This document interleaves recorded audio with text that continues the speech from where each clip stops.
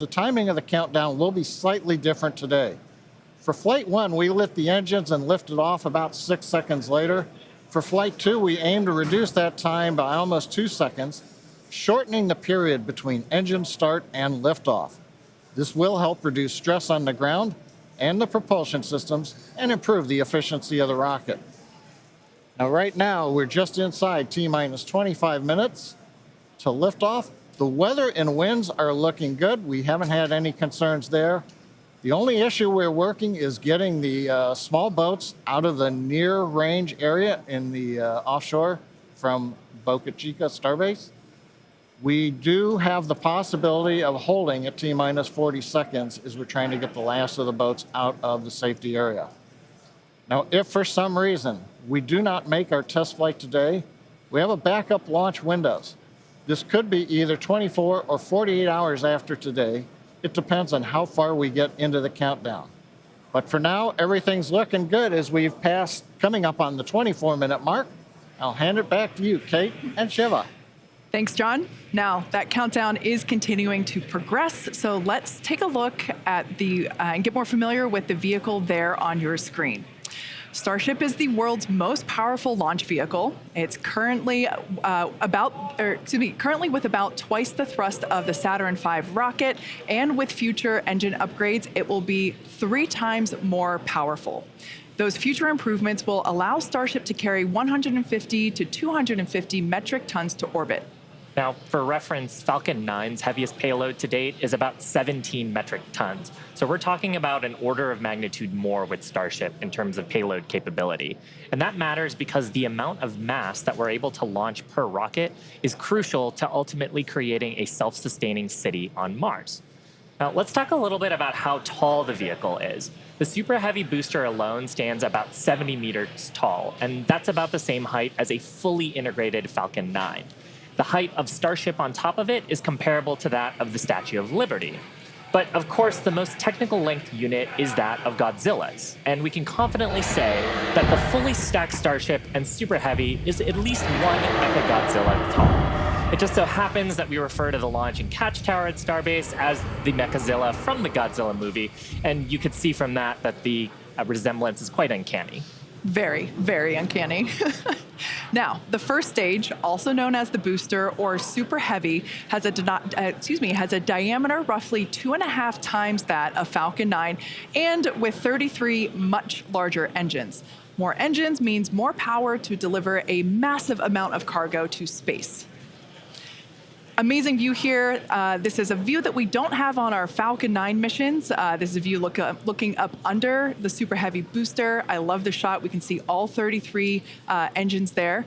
Now, one cool upgrade on the booster's engines, we have a new electronic thrust vector control system, or ETVCs. We previously used the hydraulic system to control the positioning of the Raptor engines, meaning we tilted them in flight using pressurized fluid. Now, hydraulics are complex, and because they're fluid-based, they have the potential to leak. Not good. So switching to an electronic system means fewer potential points of failure. Also, we now carry less mass on the vehicle because we don't need to carry hydraulic fluids anymore.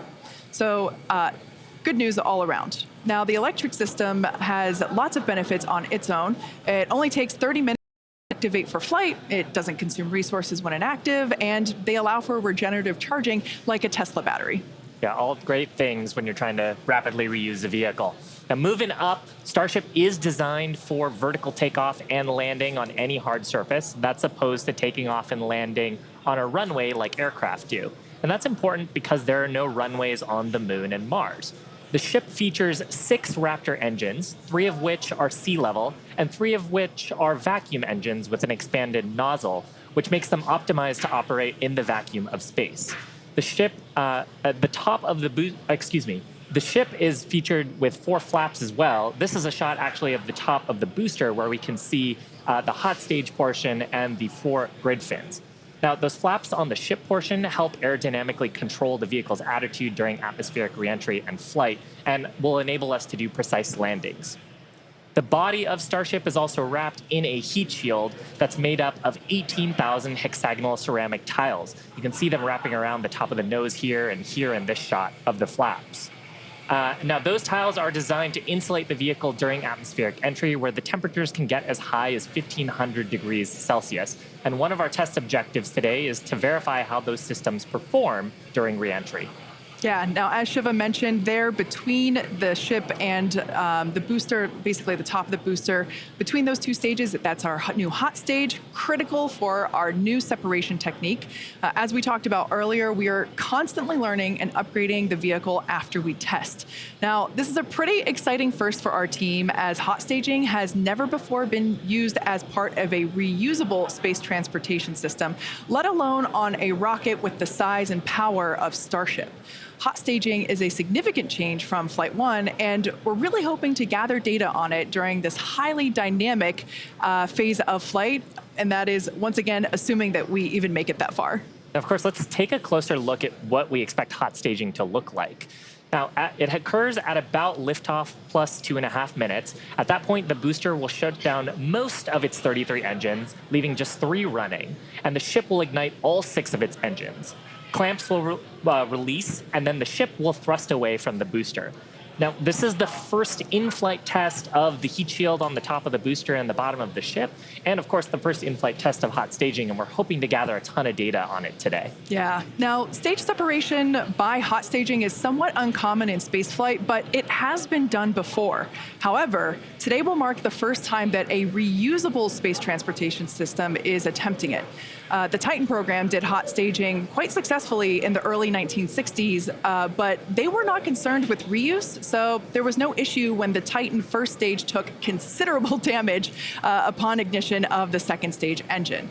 Now today, there is a good chance that our booster will also incur some damage from the second stage engines, but we need to test it out, see if the system can tolerate it, and collect data to learn how to do hot staging better next time, because ultimately, when successful, it could increase Starship's payload to orbit capacity by 10%. So more payload and more people to Mars.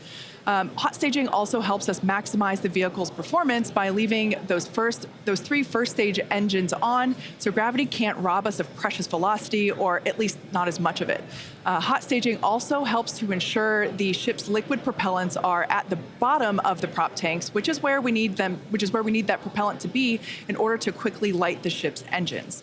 Another reason to do hot staging, it reduces the risk at stage separation by moving to a passive stage system,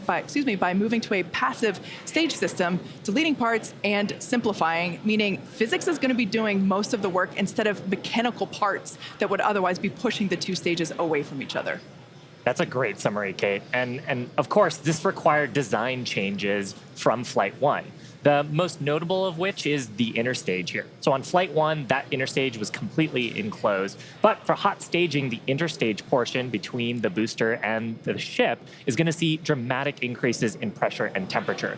So we had to change the structure to include vents for the exhaust gases that the ship's Raptor engines will produce. Now, the 3 center engines on the ship actually gimbal, they rotate, and we're going to be gimbaling them outwards to reduce the forces that are being directly imparted on the booster and maximize the exhaust gas that's going through those vents. We've also beefed up the ship's base heat shield to withstand the higher temperatures and pressures. And for today's test, like really getting through hot staging would be a major milestone. There are some risks associated with this test, but of course, the ship and booster are going to be pretty far out over the ocean in the safety zone and far away from people. Yeah, regardless of what happens, it's going to be super exciting to watch. Now, in addition to the first and second stages of the vehicle, Starship has a third stage that we call Stage 0. This consists of the launch mount, the tower, and the tank farm, all of which you can see there on your screen, as well as the pad infrastructure built around the rocket. Fun fact, it's the Guinness Book of World Records holder for the largest launch tower in the world. What a beautiful drone shot that we have here. Also important part of the system, but less visible right now, especially because of the fog, is our new water-cooled steel flame deflector, and that's certainly a new upgrade for this flight. Yeah, on Flight 1, the Starship's launch pad was damaged pretty significantly during liftoff as those super heavy Raptor engines fired their full thrust into the foundation for more than 12 seconds. So now we have a new high-pressure, water-cooled steel flame deflector system that we developed and installed between the flights, and there you can see the video of it dispensing 260,000 gallons of water. And that's designed to dissipate those loads from the Raptor engines and support rapid turnaround of the launch pad with minimal refurbishment between flights. Part of a rapidly reusable launch system also means the pad infrastructure. Yeah. We performed multiple standalone tests and have used this new system for both the Flight 2 booster static fire tests. And we've also reinforced the pad pretty significantly from Flight 1. Yes. Now, also part of stage 0, we mentioned before, the launch mount. Kind of hard to see there, but it's what the booster is connected to. Oh, here we can see basically the legs of the launch mount. This is what holds Starship and all of its mass. It holds Starship during ignition, right there at the Super Heavy booster. This is what houses all of the equipment needed to fuel the Super Heavy booster and condition it for flight, as well as all of those electrical, communication, and data connections between the ground and Starship. Bottom line is, it's an important part of how we talk to Starship on the ground and understand that it's really ready to fly. And of course, the awesome camera shot there of those 33 Raptor engines. Such a great view. We don't have that view for Falcon 9, so I love that we get it here. Now, as we mentioned earlier, the real game changer with Starship is not only mass to orbit capabilities, but that it's designed to be used over and over and over again with little to no downtime in between. Full and rapid reusability is the key to making routine space travel a reality, and SpaceX has been working on this since its inception. Yeah, with SpaceX's family of Falcon launch vehicles, which are the first and only orbital class rockets capable of reflight, we started that. And Starship is going to take this even further with a reusable first and second stage. Now, while most rockets are expended after their portion of the mission, SpaceX rockets land back on Earth and are quickly returned to our hangars to prepare to refly again. Exactly. In fact, 90% of all Falcon 9 boosters that have flown this year have been reused, or as we like to say, flight proven. So while launching and landing rockets may seem routine today, this was not always the case. For those of you that have been following along since our early days, you know that it took us 4 attempts before we successfully launched our first rocket to orbit. Here you see our Falcon 1 Flight 4. 15 years ago in September, that vehicle became the first privately developed liquid-fueled launch vehicle to orbit Earth. If Falcon 1 Flight 4 had not succeeded, it would have meant the end of SpaceX. And our first successful landings didn't come easily. We had to miss the target a few times before we ultimately stuck the landing. But each of these landing attempts, how to not land an orbital rocket, were teaching us what we needed to know in a flight-like environment to get that full picture of how all the systems interacted together. Oh man, yeah, this is me trying to not get goosebumps watching this first drone ship landing. I hosted that webcast, and it was so exciting to see that iterative development approach that we took finally paid off after so many attempts of failing. Now that failure is expected to help improve future designs of our vehicles and systems. So fast forward to present day, we've landed F9 boosters over 245 times since our first reflight of an orbital class booster 6 years ago. Yeah, and it really comes down to our design philosophy. If you're not failing in some way, then there's room to learn and push the design to improve. And failure doesn't just mean blowing up a rocket. It might be not being as efficient as we want to be or producing slower than we want to. So that approach has been the basis of how we've made all of our major innovative advancements.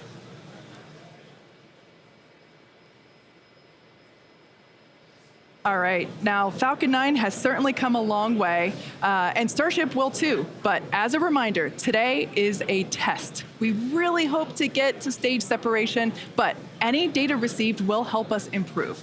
It's the second of many future flight tests of Starship before it becomes fully operational. And these flight tests teach us about the limits of our design. They help us improve our understanding of the vehicle, and ultimately will help us to make Starship more reliable and rapidly reusable. So again, whatever the outcome and however far we get today, we can promise excitement. So why are we doing all of this? Why do we need a rocket this big, and why does it need to be reusable so quickly? And that answer goes back to SpaceX's mission, which is to make life multiplanetary. We aren't just building a new spacecraft, we're changing what it means to go to space. By building the most powerful rocket ever flown and a ship designed to carry people, cargo, habitats, satellites, and more, we're unlocking a future where our dreams of exploration will no longer exceed our grasp. And this mission continues with flights like today's integrated test. And these are flights where we're going to fail fast, but learn even faster, where each time we're going to try something new while flying something that we've improved. And ultimately, that's going to build up a fleet to fly early and often as Starship rapidly evolves to become more capable and more reliable. The first stop is our nearest neighbor, with a surface that hasn't seen visitors in more than 50 years. Under Artemis with NASA, Starship will return people back to the moon. After those first expeditions, we'll be ready to fly more people along with everything that it takes to build a moon base. Think about that. Hardware that will enable us to live on another world is sitting on a launch pad on Earth right now. And the moon is just the proving ground. When the time comes to make that leap to Mars, everything gets ratcheted up by orders of magnitude. The logistics of supporting an entire city on Mars are daunting, requiring millions of pounds of cargo flown from Earth spread out over thousands of launches. We just broke our own record for the number of launches in a single year, and we're going to break it again next year. Now, in the years to come, Starship is going to dwarf those figures as we bring it online and truly make life multiplanetary. But for now, anyway, as the clock counts down to today's flight test, why don't we get another status update from John? We're just over 9 minutes from liftoff as the countdown clock clicks to 0. Good news is teams aren't working any significant issues on the launch vehicle right now. Propellant loading is continuing on both the Super Heavy and the ship stages. Most recently, we began loading LOX and methane fuel into the header tanks on the Starship.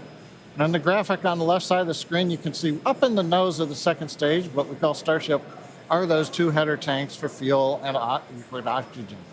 Now that loading started at T-minus 24 minutes and will continue until approximately T-minus 5.5 minutes. Now Starship's second stage main fuel and LOX tanks are loaded for flight. And the second stage propellant that we're loading on board is going through the quick disconnect that comes out on the arm that's located at the base of the stage from the tower. Now on the Super Heavy booster, propellant loading will continue until T-minus 3 minutes. We've also configured the pad for liftoff. A little earlier in the count, the booster hold downs were commanded to unlatch. That means once the rocket has sufficient thrust to overcome its weight, it'll lift off the pad. There's no need to command the hold downs to release the rocket. As we mentioned earlier also, the ignition sequence has been slightly modified from the last flight for more efficient liftoff. As a reminder, we ignite the engines a few seconds before T0. We don't lift off exactly at T0. We lift off a few seconds later, a couple seconds. Finally, the SpaceX team continues to check in with the Coast Guard to ensure there are no boats in the safety perimeter before proceeding with launch out over the Gulf of Mexico. Now, currently, we're coming up T-minus 7 minutes, 10 seconds to the test flight of Starship. Propellant loading is continuing on both stages of Starship. We're waiting now for the completion of loading of the header tanks in the next few minutes. The first stage is also beginning pressurization for flight while we are continuing to load propellant into it. And again, booster propellant load will finish at approximately T-minus 3 minutes. At that stage, both first and second stages are fully loaded, and we'll have the 10 million pounds of liquid propellant on board the 2 stages of Starship. Now, in the next few minutes, the guidance system will perform its final alignment. We'll get the automated flight termination system that'll arm, and the final TVC checkout will be performed. We may get a view looking up at the engines as we gimbal the 13 middle engines to check them out just before liftoff at about T-minus 90 seconds. If we need to hold, it would come at T-minus 40 seconds. That's the point in the countdown where we can pause to wait for final checkouts or pressurization to complete. Or, as we're hearing right now, we're still working a few boats in the area that are headed south. And a lot of cheering here in Hawthorne. The boats are heading south, but we are still planning to hold at T-minus 40 seconds if necessary. Just amazing views of today's launch. There's nothing quite like a launch at basically sunrise. Sunrise, I think, was just about 10 or 15 minutes ago out at Starbase.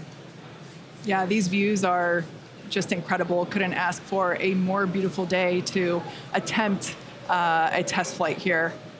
Again, these are live views of Starship as it awaits its second integrated flight test. Our primary objective today is to get through stage separation. We really want to test out our attempt to perform hot staging, where we are going to ignite the engines on the second stage while some of the engines on the first stage are still lit. So essentially both stages will be making fire at the same time, and that will push the booster away from the ship. It'll separate the two stages. So that's the primary goal for today. We really hope to be able to test that out, but at the end of the day, all and any data that we can collect is going to be incredibly helpful and help inform future improvements and iterations of the vehicle. Yeah, Kate, there are other objectives for today too, assuming we get farther than stage separation. There's goals to test out how reentry goes on the ship portion. If the booster survives stage separation, then it's going to try a boost back burn and hopefully a soft landing as a sort of dress rehearsal for what it would look like on land. So everything coming up to that big design change, though, of hot staging today. Yeah, exactly. Like you were saying, that booster, it will be attempting a water landing in the Gulf of Mexico. We don't intend to recover any of the hardware for either the ship or the booster today. But that booster, yeah, we want to try and demonstrate controlled ascent through most engine cutoff. We want to try to demonstrate that hot staging separation and boost back flip, trying to basically demonstrate controlled burn and entry and that soft water landing. Like you said, it will help inform when we attempt a land landing, but we start in the water first. Exactly. Just like we did with the Falcon 9. Yeah, exactly. And, just getting to hot staging, though, is going to be farther than we got on Flight 1. Yes. Flight 1, that was about as far as we got. We didn't have hot staging on that vehicle. So that's the first and foremost objective today. Get that far, hopefully. Fingers crossed. Now, one thing that's a little cool about Starship, and it's different from Falcon 9, is we can actually hold a little bit longer if we needed to than we can on Falcon 9 missions. Once we get to T-minus 40 seconds, and if we did have a hold, depending on the reason for the hold, we can hold for up to 30 minutes. And today, actually, our entire launch window is about 20 minutes, so the hold duration would cover most of our launch window. Yeah. And that's different from Falcon. Yeah, absolutely. With Falcon, we have to go exactly at T0. That 40-second hold is super helpful.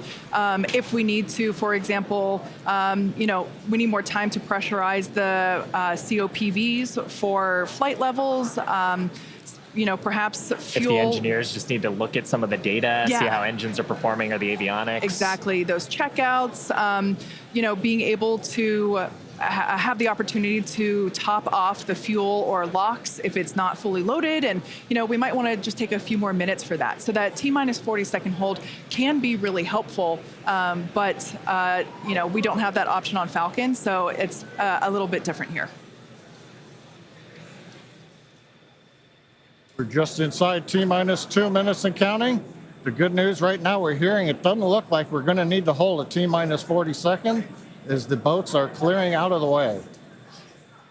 Next event coming up, TVC wiggles as we move the center engines on the first stage.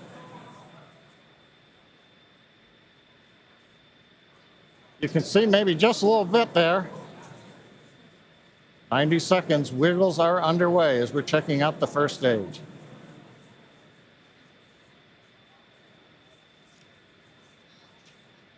TVC checks are complete. Next major event we're going to hear, hopefully, is the flight director go for launch at T-minus 30 seconds.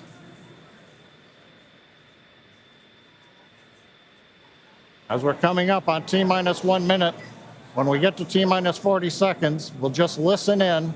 Last time, as you recall, we did hold at 40 seconds, but it took a few seconds for the clock to recover, so we're going to watch that. And as we press to T0, we're going to watch and listen the second test flight of Starship.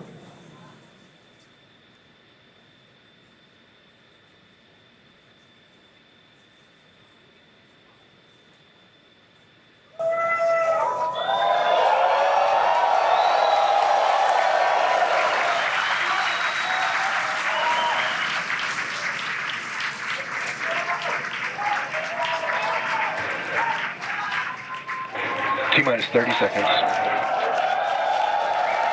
Back to rapid recycle.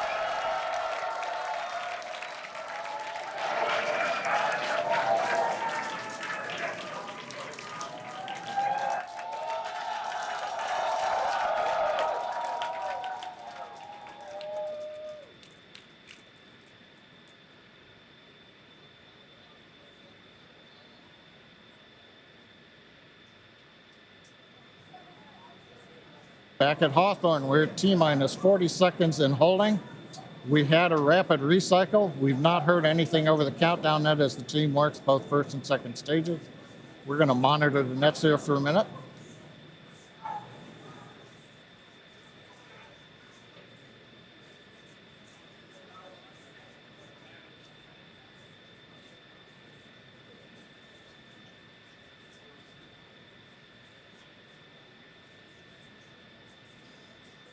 Got a little bit of an update. We're continuing to hold at T-minus 40 seconds. This is the normal hold point for Starship, as we talked earlier. Sounds like we're working just late pressurization on, I believe, the second stage. Team is working it. All the other systems are on hold right now at 40 seconds. We can hold here for about 15 minutes or so before we would run out of window for this morning. So right now they're working on filling pressure vessels. And ideally we'll be able to solve this and come back and release the clock at T-minus 40 seconds. We're going to continue to listen and monitor for another few minutes.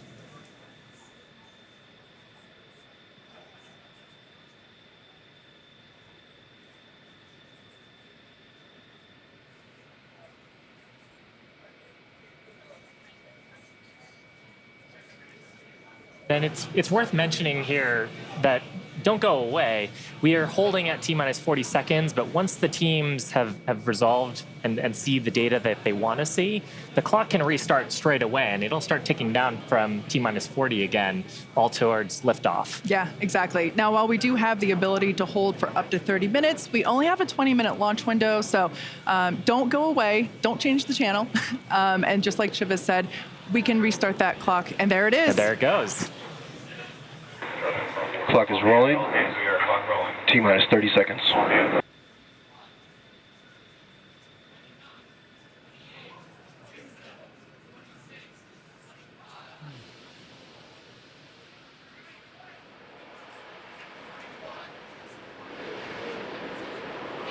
T-minus 15.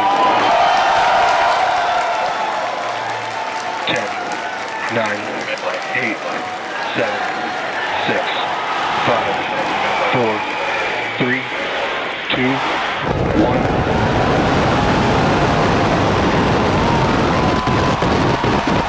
We have liftoff.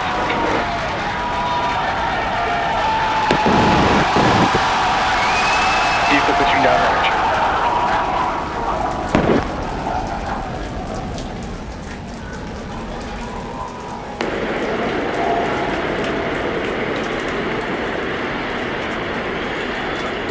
Chambers pressure nominal.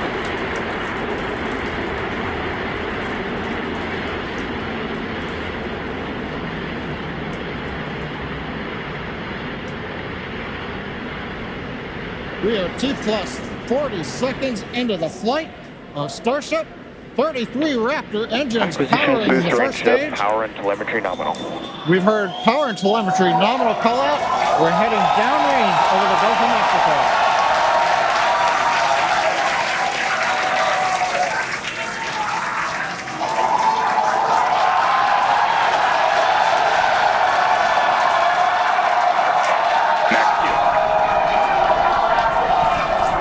And that call out tells us Starship is through the period of greatest stress on the way to space.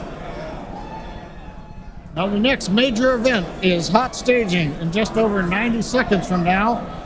To get ready, the booster will shut down all but 3 of the Raptor engines. Clamps holding the 2 stages together will release, and the Starship's second stage will ignite its engines. Starship will then separate from the Super Heavy booster and head to space.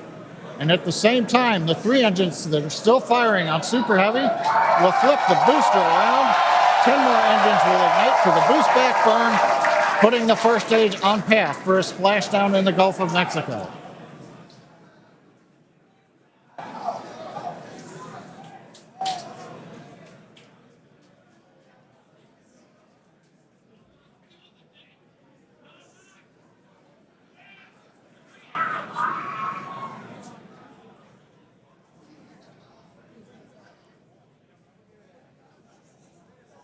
Engine power continues to look nominal on 33 Raptor engines. We're about to shut down the first stage and perform staging. Let's watch and listen.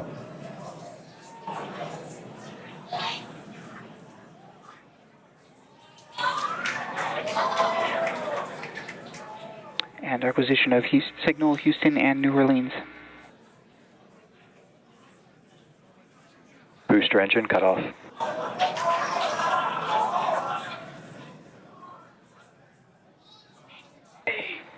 Stage separation. Boost bank startup. Ship engine ignition.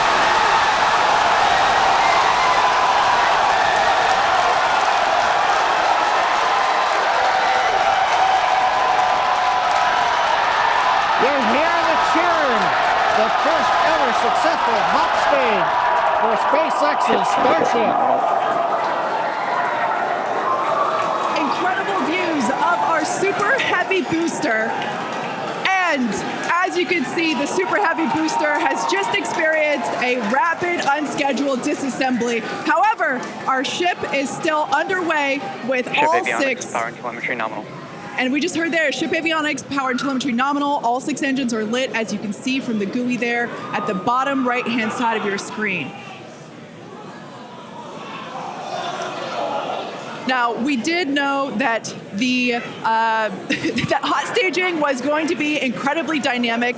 We knew that there was a chance that the booster would not survive, but we're going to take that data and figure out how we can make the booster better for the next hot stage. Yeah, that hot staging put a lot of load on the top of the booster, and of course it flipped around there, a lot of dynamic stuff happening. But ship is still going strong. And it's doing great. Right now, the ship, the second stage, is on its way. Like we said, you can see all six of its engines are ignited.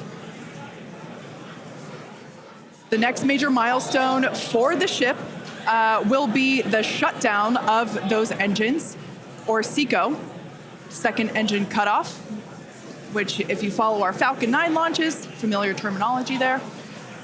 So far, today has been incredibly successful, even with the RUD of the Super Heavy booster. This is amazing. Primary objective of the booster today, to get to hot staging, to get ship on its way to orbit. It did that admirably. Yeah, we definitely asked. Starship trajectory nominal. All right, great news there. That trajectory for ship is Acquisition of nominal. signal Cape Canaveral. Once again, Starship's second stage is firing those engines. And as you just heard, everything's looking good. Now, for the ship, we wanted it to survive hot staging, which, as you can see there by that little dot on your screen, it did. We also want to basically demonstrate that the successful startup of those engines, demonstrating controlled ascent, which is what it's doing right now, and eventually orbital insertion. We are hoping to basically send this around the Earth, and if it makes it this far, splash down in the Pacific Ocean, a couple hundred miles north of Hawaii. Now, if we get that far, like all of that sounds great. Secondary objectives for ship, again, continuing to gather engine data and about its health, performance. Nominal ship chamber pressures. Great news there. That tells us that the chamber pressures inside of the Starship, again, that's that small dot on your screen, basically the propellant pressures in the ship are looking good. Yeah, the bottom right corner of your screen, you can see essentially a user interface showing us which engines are lit. So the three center sea-level Raptor engines on ship are gimbaling engines. The three outer engines in the triangle, the larger ones, are Raptor vacuum engines. All of them continuing to fire nominally. So they're at the pressures that we expect to try to get into our target trajectory today.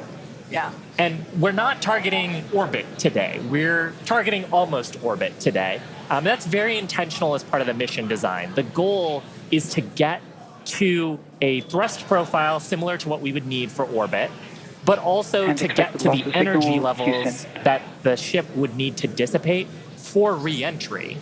And so we're actually going in a suborbital trajectory today, but that trajectory will get us to the energy levels that we need at re-entry, where we can really stress that heat shield and get valuable data on re-entry. And those calls that we are still on a nominal trajectory here and seeing nominal pressures means that we have a really good shot of hitting our target orbit. Yeah. Now, if the booster had survived, we would be around the time where it would be getting ready to land, performing its re-entry, but it unfortunately did not survive. That being said, that's okay. It survived several Terminal guide. seconds after hot staging, so we're going to take that data and improve the hot staging sequence and probably improve the hardware itself for the next flight.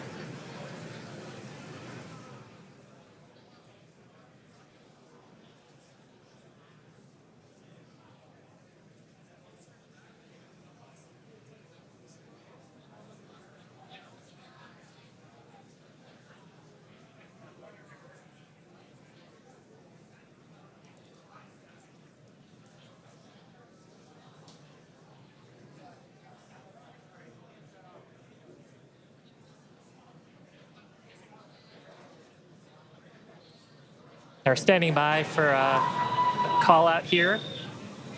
Coming up on the projected time that ship would shut down its engines.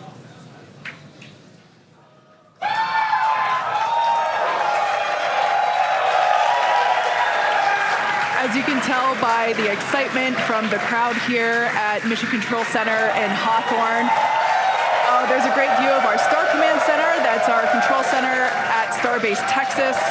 The crowd here, Mission Control Center behind us in Hawthorne. Everyone is super exciting. What a successful day this has been so far.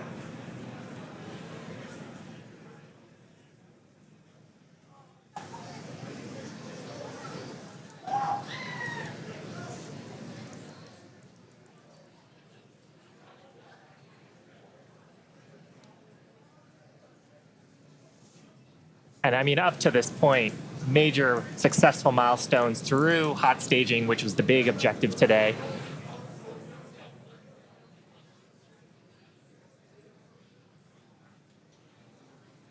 So we are going to head into the coast phase, planned for the next about hour and 5 minutes. We'll be returning around the T+1 hour and 15-minute mark. And that's while we're waiting for Starship to continue on to its next step for reentry. We're not totally sure what video we're going to get, and that video comes normally by overflying ground stations, but we don't have a ton along our flight path. So fingers crossed that we will get some via Starlink on this mission since we're testing that out.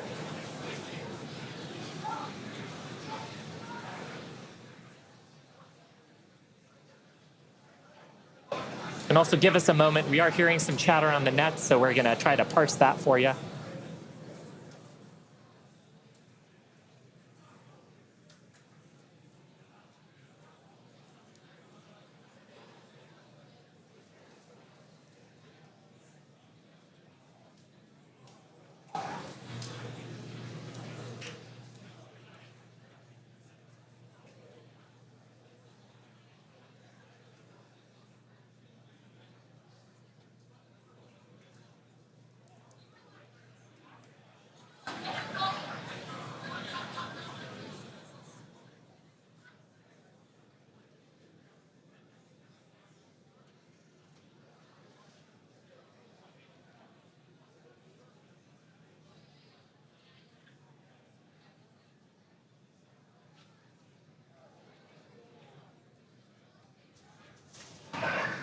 John Innsbrucker back here in Hawthorne at our webcast desk.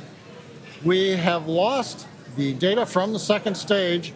We had heard a call out that we were internal guidance, which means we were getting near the end of the approximately 6-minute burn of Starship. But we haven't gotten any more data since then, so we think we may have lost the second stage. So we would not be into coast phase. We wouldn't be able to come back in an hour or so and possibly get ready for reentry. However, what we do know right now is we had an on-time launch at 7 o'clock. We got through the boats. First stage looked beautiful with 33 Raptor engines firing. We got the hot staging, the thing that we really wanted to see and impressed. We saw the separation, we saw the flip maneuver, we saw the light up of the 6 Raptor engines on Starship, and it headed away. Everything really looked good. But what we do believe right now is that the automated flight termination system on second stage appears to have triggered very late in the burn as we were headed downrange out over the Gulf of Mexico. But the real topping on the cake today, that successful liftoff, Kate, Shiva, the hot staging is just beautiful. Exactly what we were looking for. Yeah, ultimately, honestly, such an incredibly successful day. Even though we did have a RUD, or a rapid unscheduled disassembly, of both the Super Heavy booster and the ship, that's great. We got so much data, and that will all help us to improve for our next flight. Of course, and that's why we flight test, and you can bet that there's going to be more to come. So we really do want to thank you all for joining us. Of course, we want to thank the people of Cameron County. We want to thank all the federal agencies that have supported us for our test. And of course, a huge congratulations to the entire SpaceX team on getting through this flight test today. And I think with that, we're going to sign off from here in Hawthorne. Thanks so much for tuning in, and we'll see you next time.